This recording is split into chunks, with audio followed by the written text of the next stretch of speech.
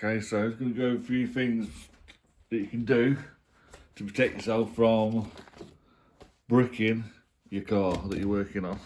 I've done a lot of study on this because this was one of my biggest fears. So basically,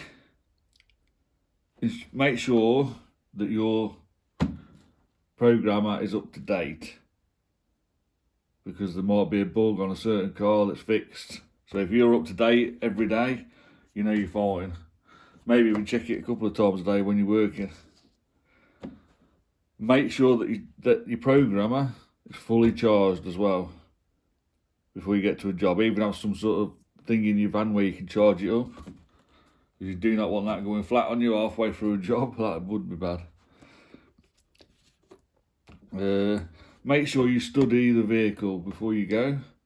Like I said recently on the video, I was going to do a Nissan, but that particular model was prone for bricking, so I didn't do the job obviously, and it was good knowledge. So study, make sure the vehicle's not a problem. Then make sure you got the right key, obviously, or the right transponders. You don't want to be getting to a job and getting halfway through programming or wiping keys to find out that your transponder is the wrong one. So you get a lot of tools on these where you can test the frequency, you can test the transponder, read the transponder, and you can read the ignition coil on the vehicle as well. I did a video on them, so watch that video. Do them 3 tests as well. That's going to make sure you don't have problems. So make sure you follow the on-screen commands to a T as well when you're doing the job. Do not cut corners. Do everything it says in the right times. Also, yeah, as well, do a full OBD2 scan before you do anything of the vehicle. You've got to make sure there's no fault codes or anything there that are going to cause problems, especially with the BCM and anything to do with the immobiliser and that. Make sure the battery voltage is stable as well. Some of them give voltage ranges before you want to be doing any programming. I use this at the minute. It's only what you clip onto your battery just to give you good voltage.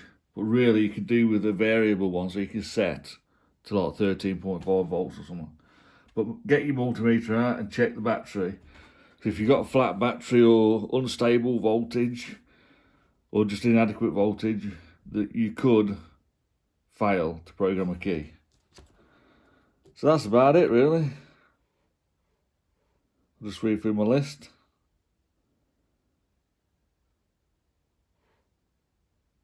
Double check and treble check to make sure you got all the right vehicle details and that. Oh yeah, turn off all the accessories in the car, so all the air con and air and everything. You probably do that anyway because you need to concentrate, but best not to have any accessories on so the voltage is high and there's no interruptions on the CAN bus system. And it says shut the doors as well. A lot of them say shut the doors before you start. And you might want to check that your specific vehicle and go for manufacturer procedures as well, because I know Nissan, you have to have the steering lock engaged and things like that. So there's little things like that you need to check out for each job as well. But obviously you'll learn as you go and you won't need to keep doing so much research. But for now, research every vehicle.